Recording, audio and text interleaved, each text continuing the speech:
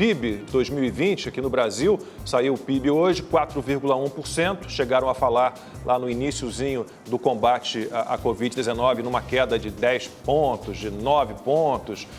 A última que eu estava olhando essa semana, 4,4%. Então, diante do que se apresentava, né, como um espetáculo de horrores, ficou até que razoável, 4,1%.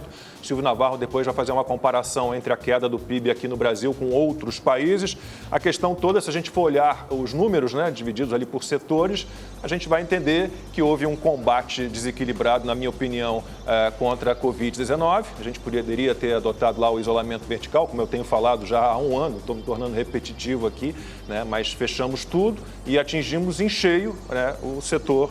Um dos subsetores do setor de serviços, restaurantes, academias e hotéis, que tiveram a maior queda, 12,1%. Consumo das famílias, 5,5%.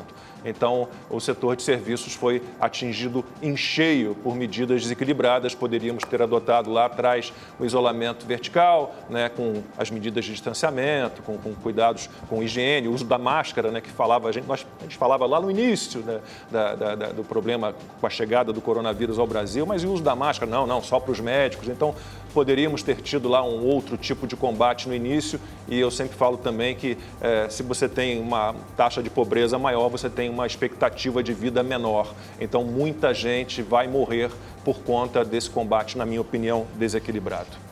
Dúvida. O mundo inteiro, né, teve essa recessão foi mundial e não acho que seja por causa do lockdown, acho que é por causa da pandemia, não havia outra coisa a se fazer, né, principalmente no primeiro momento, na primeira onda, a gente não sabia contra o que estava lutando, então todos os países do mundo adotaram medidas de restrição em maior ou menor grau. É justo dizer que o Brasil adotou medidas de restrição muito mais suaves e muito mais flexíveis, né, do que outros países da Europa, por exemplo, e agora a gente está vendo de novo, está vivendo pela primeira vez o pior momento da pandemia com o colapso do sistema de saúde. Mas eu acho importante apontar para outra coisa. Isso que o Lacombe citou é verdade, né? Houve uma projeção de que o PIB poderia cair até 9%, caiu menos do que o esperado, 4,1%. As projeções do mercado financeiro estavam por volta de 4,37%. Isso foi em função principalmente de políticas públicas corretas, adotadas pelo governo federal, pelo Congresso, pelos estados. Então, a gente tem principalmente auxílio emergencial, programa de redução de salário e de jornada, que diminui um pouco o desemprego, que já é alto, mas poderia ter sido ainda pior. Aí tem nessa conta também repasse para estados e municípios, transferência para estados e municípios. Então, ações de combate à pandemia que se mostraram efetivas, lógico, ao custo de um grande aumento da dívida pública, que gira hoje em torno de 90% do PIB. Só queria chamar a atenção para mais um dado, um estudo da FGV mostra que essa década, né, 2020 a gente tem que pensar, foi o ano que fechou a década. Foi a pior década em 30 anos, né, com crescimento médio de 2011 a 2020 de apenas 0,3%. Então, a pior década antes dessa havia sido aquela que se convencionou chamar de década perdida, a década de 80. A gente conseguiu ficar ainda pior do que a década de 80 e muito por conta das recessões também de 2015 e 2016 ainda no governo do PT. Daqui eu consigo ver o céu, ele ainda está azul.